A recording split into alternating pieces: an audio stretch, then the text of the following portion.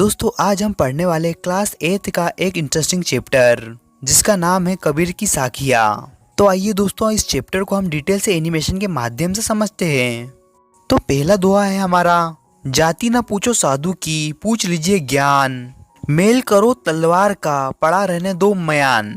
यानी कि कबीर जी कहते हैं कि हमें अच्छे आदमी से उसकी जाति नहीं पूछनी चाहिए बल्कि उसका ज्ञान देखना चाहिए। मतलब इंसान की पहचान उसकी जाति से नहीं उसके ज्ञान से होना चाहिए। जैसे हम तलवार खरीदते समय उसकी म्यान देखकर नहीं बल्कि उसकी धार देखकर उसकी कीमत लगाते हैं।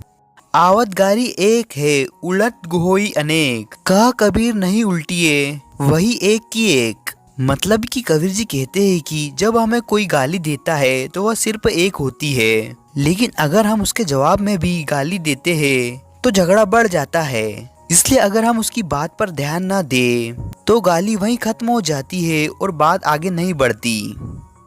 तीसरा दोहा है हमारा, माला तो कर में फिरे जीभ फिरे मुख माही, मुनवा तो दही दिसी फिरे यह तो सुमिरन नाहिम। यानी कि कबीर जी कहते हैं कि इंसान हाथ में माला लेकर मन के हिसाब से मन के घूमता है और उसकी जीभ से भगवान का नाम चलता रहता है, लेकिन उसका मन चंचल होकर चारों दिशाओं में भटकता रहता है। मतलब मनुष्य का मन हर जगह दौड़ता है पर भगवान का सच्चे मन से स्मरण नहीं करता। कबीर घास ना नींदिए जो पाऊ तली होई, उड़ी पड़े जब आँखी में खरी दुहेली होई। मतलब कि कबीर जी कहते हैं कि हमें कभी घास को छोटा समझकर रोदना नहीं चाहिए, क्योंकि जब उसका छोटा सा तिनका भी आँख में चला जाता है तो बहुत दर्द देता है। इसका मतलब है कि हमें किसी को छोटा या कमजोर समझकर उस पर अत्याचार नहीं करना चाहिए।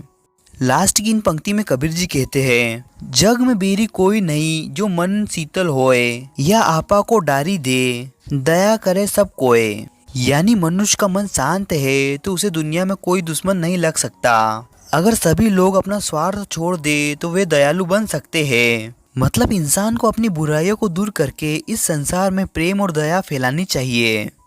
दोस्तों वीडियो अच्छा लगे तो इस वीडियो को लाइक कीजिए और चैनल को सब्सक्राइब कीजिए। Thank you for watching.